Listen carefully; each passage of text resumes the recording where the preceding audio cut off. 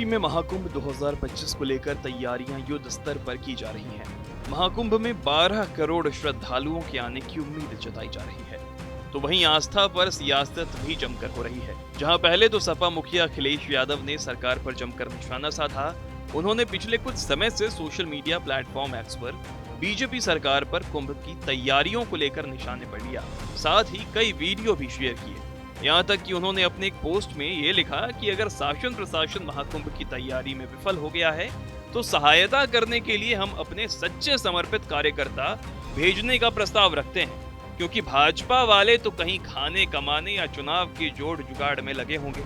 सिर्फ इतना ही नहीं, सपा मुखिया ने अपने दूसरे पोस्ट में भी सरकार को घेरने की कोशिश करते हुए लिखा कि देखो बीजेपी सरकार की अचंभे, बिना तार के खंभे। समाजवादियों ने तो पहले ही एक गाने में कहा था, बिन बिजली के खड़ा है खंबा।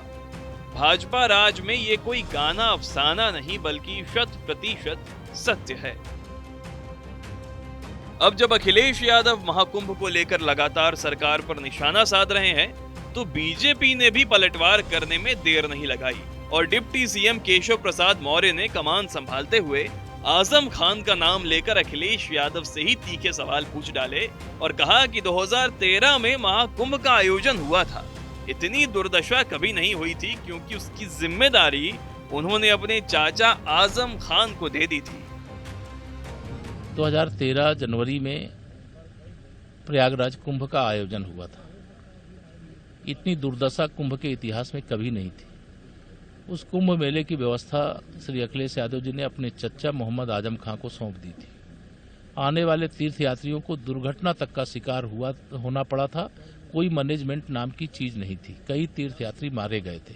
श्री अखिलेश यादव जी शुभ बोले तो बोले, चलनिया ना बोले, जिसके 72 छेद होते हैं और आपको बोलने का कुंभ मेले पर कोई अधिकार नहीं है।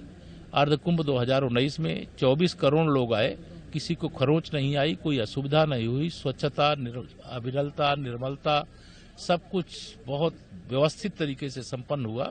और 2025 जनवरी का जो कुंभ है वह तो हमारे लिए बहुत बड़ा आयोजन है। सरकार सारी व्यवस्थाएं कर रही है।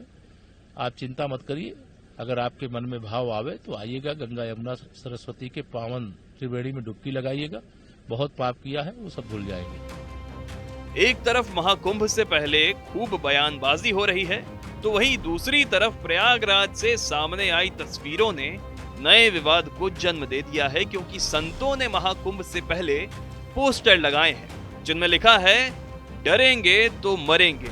साथ ही इसी तरह के और भी पोस्टर्स लगाए गए हैं जिनमें वक्फ को लेकर भी सवाल उठाए गए हैं। उत्तर प्रदेश की सियासत में बटेंगे तो कटेंगे का नारा चर्चित होने के बाद अब प्रयागराज महाकुंभ में भी उससे मिलते जुलते होर्डिंग्स लग रहे हैं।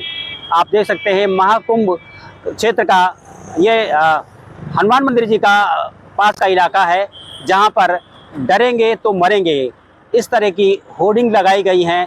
ये जगत गुरु रामानंदाचार्य नरेंद्राचार्य जी, जो कि रामानंदाचार्य दक्षिण पीठ नाजिम धाम के प्रमुख हैं, उनकी तरफ से ये होर्डिंग लगाई गई है। और इस होर्डिंग के माध्यम से ये बताने की कोशिश की गई है कि हिंदुओं को हर तरीके से एकजुट रहना है।